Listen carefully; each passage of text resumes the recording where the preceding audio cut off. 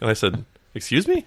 And since Scott and I have never actually communicated other than a couple emails, it's like, wow, that is a weird coincidence. I'm not really happy about this.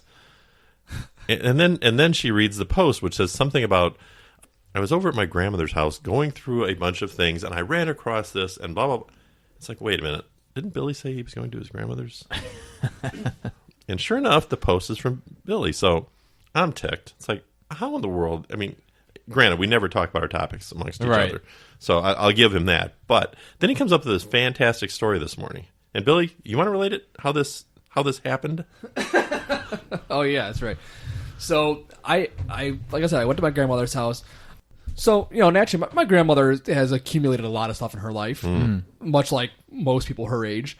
And I think she's just ready to get rid of a lot of stuff. So, all the grandkids, pretty much ransack the place, And of course, I'm the guy who likes the books, and she has these huge bookshelves of stuff. So I grab a couple of really old books. I figure I can use a lot of them for, references or whatever. And so I come back home, and I'm carrying all the books down to my basement because I'm trying to work this whole thing out. That's where I'm putting them for now. Mm-hmm. So I'm taking all these books down to the basement. I have a cooler full of books, and one of them is just put in random order. And one of these books happens to fall out. Happens to bounce down the stairs, open up to a specific page where one piece of a newspaper comes flying out. So I go to pick it up. I wonder what this is. Oh, that's cool. It's a little quiz for, present stuff. I should post this on the Rogues page. That'd be really interesting. So I think that was just a crazy coincidence. Don said that there's a ghost in my house who has a vendetta against Jeff. And I'm calling BS. Anyway, the bottom line is, Don, I had to not only figure out how to get onto Facebook so I could read all this to make sure I wasn't duplicating anything. Right. So yeah, my research time went far, far longer than I had anticipated. So sounds like you need to get Woof. Well, I was watching a movie. Remember that from The Office? Morning. Yes, I do. Well, that's because you put it off. Washington University Public Health Fund. So what I've got for you guys is a bunch of not really, really, really difficult trivia, but stuff we might run into at some point in time on our Tuesday night or some other time. Hopefully it won't be too difficult. I will let you work together just because. Just because. I don't want to. And that's fine too. I'll keep score. Yes. So, going from easiest to not as easy. Who was the only president to be unanimously elected? This should be your one gimme. George Washington. That is correct. Since then, there's always been a it was his first ever election. Mm-hmm. Okay, which two presidents are the only ones that signed the Constitution? Oh, interesting. And some of these guys you might have heard before because I've I brought some up that we've had and probably not gotten right. So the two presidents that signed John Adams was on there, right? I don't think so. Let's go with Billy on this one. Yeah, I think it was. I think Washington signed it. If he didn't sign it, he was there. But Washington. Yeah, he was waving from the background. No, he signed it. Yeah, he was I thought so. Washington Jefferson. Okay. Nope, James Madison. Ooh. Oh, that's right. It was James Madison. I mean, I still think in my head that I do remember now that Madison signed it, but I still would have went with Jefferson though. Well, that's stupid. That is dumb. If That's you the knew wrong the answer yeah. and you went with it anyway. Well, I didn't come up with that. I definitely blanked it, but Okay, so I'm assuming you guys all know, excuse me, how the Electoral College works these days. Each state is assigned based on population. There has been one time only that there's been a tie in the Electoral College. Do you know who was involved and how that was decided? no. Rochambeau. I don't know if I'll come up with that one. Rousing game of rock, paper, scissors decided it. Rousing. No, the Congress actually tied gets to decide. 133 times. It was the presidential election of 1800 when John Adams was going for his second term against Thomas Jefferson, and they ultimately decided they would much prefer Thomas Jefferson to take over. The House takes a vote on it, or you think I would have written that down? But that I is believe what it is the House right? of Representatives. Yeah. Tommy J. All right, I didn't want to make it too easy. I think you guys probably all know who the largest president was of all time. Is that Cleveland? Physically? Yes. Go for Cleveland? No. No. Wait. No. Was it Garfield Woodrow Wilson? William Howard Taft. Oh wait, Taft. Garfield. I think about just the fat cat. That's a whole different thing. Yeah, he was 340 pounds with a body mass index of 42.3. I think Cleveland was 42. portly, wasn't he? Huh? Wasn't Cleveland a bit portly too? I believe so, but he was by far the biggest. But conversely, and we've seen that one before. I'm sure as a team we would have come up with that. Who's the smallest president? Because I'd never heard this before. Kennedy? Hold on. Was it Polk? No, it was. We've already had his name once. James Madison.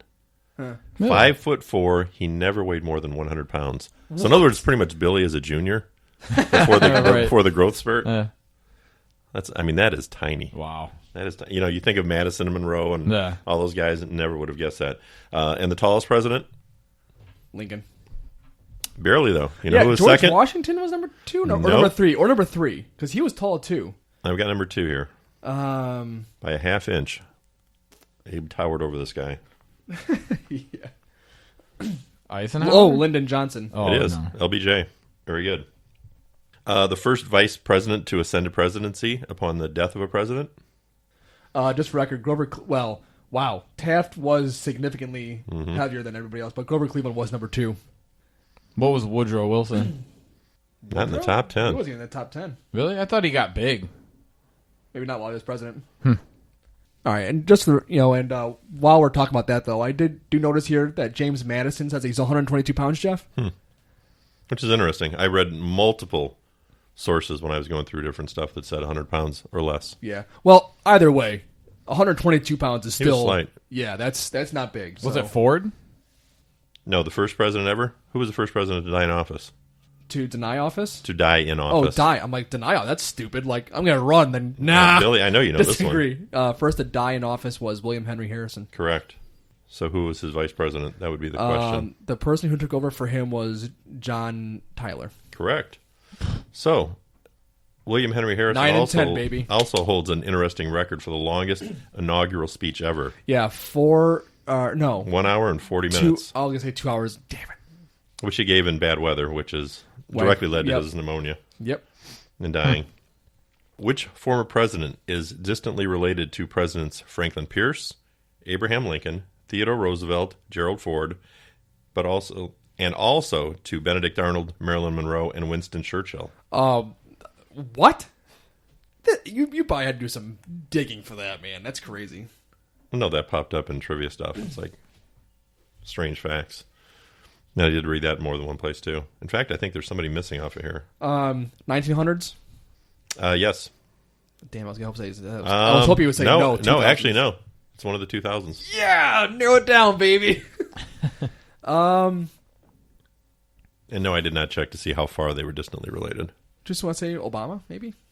Because that'd be super interesting. Yes, it would. And wrong. Yeah, I don't Damn. think so. Bush? It was George H.W. Bush. What? Really? Yeah.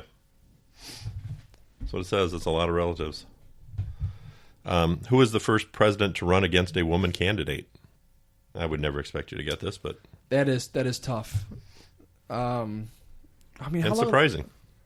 Because that can mean two different things. Was it super late, or was it super early? I mean, I wouldn't think it'd even be a thing. Or it could be right in the middle. Oh, that's just infuriating. So Don, my guess is it's either something somewhere like in the 2000s, or it's just late, and that's why it's crazy, or somewhere like in the 70s. Maybe like that. Maybe Clinton. I think that would be in the middle.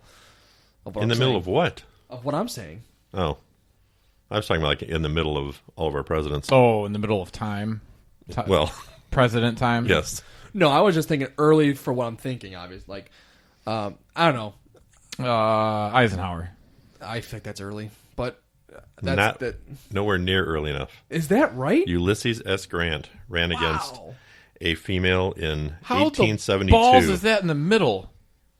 No, How in the what? you massively misunderstood what happened. Because Oh, in the middle of what you said. Well, that's what I was saying. But then when I was talking earlier, I said, I mean, I'm thinking it's either super early or super late, and Jeff said, or somewhere in the middle, which he thought I was talking about like George Washington or like Trump, Oh, okay. which middle would have been Well, when was Washington president? 1793. 89. 1789, then 92 to 96. I thought it was a little later than that. The That's why I was 1796 is when John Adams was president. I thought to our 1800. first president was like early 1800s. That's why I was like middle. That's not. Well, anyway, late 17s. Okay. that would have been close enough anyway. That's crazy, though. Anyway, the lady's name was Virginia Woodhull. She was the nominee of the Equal Rights Party in 1872. Who was the only president to take the oath of office from a female official? There's... It was actually LBJ, and he took it on Air Force One after Kennedy had been assassinated. He was in the air. Oh, wow. She was the only one there that could do the officiating. Who was which president had a pet alligator in the White House? Oh, man. If this will help you at all, he kept it in a bathtub in the East Room of the White House. Oh, that's so helpful. Thank you. Don, Well, just, for it wasn't some out reason, of the lawn. I want to say it was within the first 10. Okay. Yeah, That's correct. I remember hearing about this. And it wasn't the first, because he didn't live in the White House. right. Well, right. Was it JQA? It was JQA. Ooh, Nicely done. nice random pull there. It wasn't random. I've heard it. What U.S. president had 15 children? That's a lot.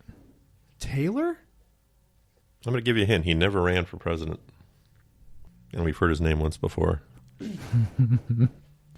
William. Oh, the guy that took over. Could be John Tyler. Yeah. It was John Tyler. Why was I thinking Taylor? I don't know. Goes He had close to 15. Tyler. Maybe. He had 15 children between the years 1815 and 1860. He had them with 2 different wives. 8 were from his first wife, and the other 7 were from his second wife. You ever get tired? Well, it was a different time. All right, 3 presidents have died on July 4th. Only one was born on that date. Name them. Then the 3 that died on July 4th. And then the one who was born. One was George Washington. Nope. Really? Jefferson? Jefferson. Let's say they're most of them were early guys. Actually, the 3 that died were among the first 5 presidents. Yeah. Which is Wow. Yeah, it was. That's why I thought it was Washington. Adams. that's correct. And actually, Adams and Jefferson died the same day. Same day. And what's interesting, Jefferson died first. Adams did not know that, and his last words were something about Jefferson lives. yeah, Jefferson lives or or something. something like that. Or, But he was wrong. Yeah. Wow. And then I'm just gonna say, You got 1 out of 2 Jackson. chance now. or no, not Jackson. I'm sorry, not Jackson. I'm sorry. Madison. So close. Monroe. Yeah, it was Monroe. Damn it. And the only president to be born on 4th of July? Separate guy. Yeah. I definitely don't know this one. Calvin Coolidge. Silent Cal. Who was the first president to be born in the United States of America? Trick question. It is. Wait, it's a trick question. The first one to be born in the United States. Mm-hmm. Well, I suppose so. I mean, if you talk about the landmass, then it's Washington, because Washington was born in the new Except land. he was No, a but British he's not. subject. Right. So who was like? So wait, which president was the first To U.S. be citizen? to be born in the United States, yeah. Wow. Okay, so 1776. Then you. Yeah, that's what. Let's just add 50 Yeah. just to play. To 1826. It's got to be somewhere around 15, I would think. No, because Lincoln was president, and 16 he was 1861. But not every president had to be as old as he was. I guess. I'm gonna say it's somewhere like he said this is a trick question. I know I'm gonna get it wrong, but I'm gonna say Oh, like you already got the trick part of it out of the Yeah. way. all right. So it's gotta be dancing around the Polk area, Polk or Pierce, something like that. Zachary Taylor. I think it's a little late, but just go with one of them. It's Martin Van Buren. He was born in 1782 in New York. He was the 8th president. Yeah, he was born in what year? 1782. So, who was the first president born outside of the original 13 colonies? Now this one it could be Lincoln. It could be. I know there was a lot of Virginia happening. like Boston